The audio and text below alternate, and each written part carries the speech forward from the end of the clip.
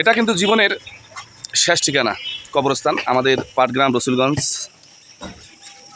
এটা হচ্ছে কবরস্থান, আর এটা হচ্ছে রসুলপীর রহমতুল্লাহের মাজার শরীফ। আর তার সামনেই আমাদের রাস্তায় কিন্তু এই পানি জমাট হয়ে থাকে। এই পানি জমাট হয়ে থাকে, আমরা ইট দিয়ে যতটুকু পারতেছি কাজটা ঠিক রকম করে করার চেষ্টা করতেছি।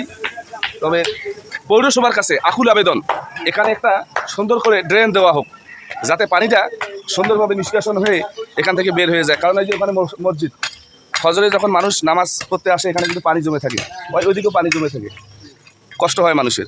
তো আমার পৌরসভার কাছে আবেদন যে এই অন্তত এই মসজিদের সামনে, মাজারের সামনে, কবরস্থানের সামনে, আর এদিকে কিন্তু থানা, এদিকে কিন্তু থানা, সর্বমোট কথা এখানে যাতে পানি না জমে, পৌরসভা কর্তৃপক্ষের কাছে আমার বিশেষ অনুরোধ থাকবে এই জায়গাটা অন্তত সুন্দরভাবে মেরামত করা হোক। আর এই জায়গাতে পানি জমে, বৃষ্টি আসলে আপনার এক হাঁটু না হলে হাঁটুর নিচে পানি থাকে এই জায়গাগুলোতে, সুন্দরভাবে মেরামত করে দেওয়া হোক, এটা আমার বিশেষভাবে অনুরোধ থাকলো।